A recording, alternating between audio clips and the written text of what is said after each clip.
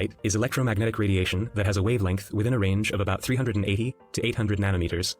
Light of 380 nanometers is seen as violet, while light of 800 nanometers in wavelength is seen as red. Light is perceived by the eyes. The impulses caused by light in the eyes are transmitted to the brain by the optic nerve, also called cranial nerve 2. The optic nerves are partially crossed in the optic chiasma. Therefore, impulses from the inner sides of each retina cross over to the opposite side of the brain. Impulses from the external side, on the other hand, stay on the same side. After entering the brain, optic nerve fibers run to the visual cortex found in the occipital lobe via the optic tract. The sense of light is formed in the cerebral cortex. The amount of light entering the eyes is regulated by the pupillary light reflex. In strong light, the pupil is contracted by the smooth muscles of the iris, while in low light, it is dilated. The pupillary light reflex is an unconditioned reflex. Its center is located in the brainstem. Abnormal operation of the pupillary reflex, therefore, is an indication of injury to the brainstem. The eyeballs are moved by the extraocular muscles. These are striated muscles under voluntary control. The vitreous chamber forms the main mass of the eye. The cross-section of the eye shows three main layers.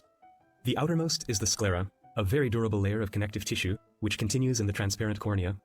This is where light entering the eye is refracted by the greatest angle.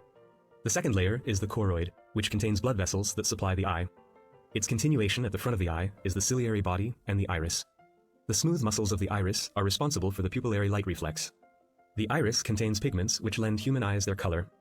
The smooth muscles of the ciliary body ensure the accommodation of the eye lens to the distance of the object viewed by changing its curvature. The lens is connected to the ciliary body through the ciliary zonules. The ciliary body is also responsible for producing the aqueous humor, the liquid that fills the anterior chamber. If the drainage of the aqueous humor is insufficient, the pressure increases in the eye, which causes glaucoma. In serious cases, it may lead to blindness. The innermost layer is the retina. This is where an inverted miniature image is formed of the object viewed. This is created by the lens. Its receptors are called rod cells and cone cells. The area of the retina responsible for visual acuity is called the macula lutea. In its center, there are only cone cells, while around the edge, there are more rod cells. The blind spot is the place where the optic nerve passes through the retina. There are no receptor cells here. The impulses produced by the receptors in the retina are transmitted to the brain by the nerve fibers in the optic nerve. The receptors in the retina are called rod cells and cone cells. They transmit impulses to the bipolar cells which stimulate ganglion cells. The axons of the ganglion cells form the optic nerve.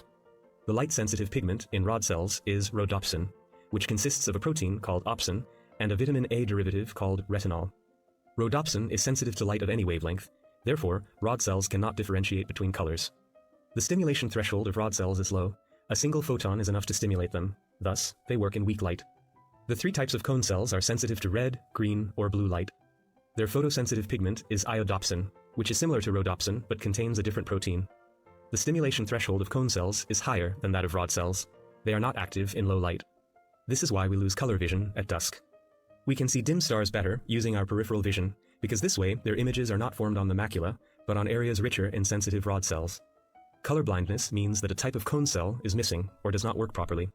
The most common type of color blindness is red-green dichromacy, difficulty in distinguishing between red and green colors. When all three types of cones are involved, total color blindness or monochromacy. In darkness, cones and rods continuously release a neurotransmitter called glutamate, which blocks bipolar cells.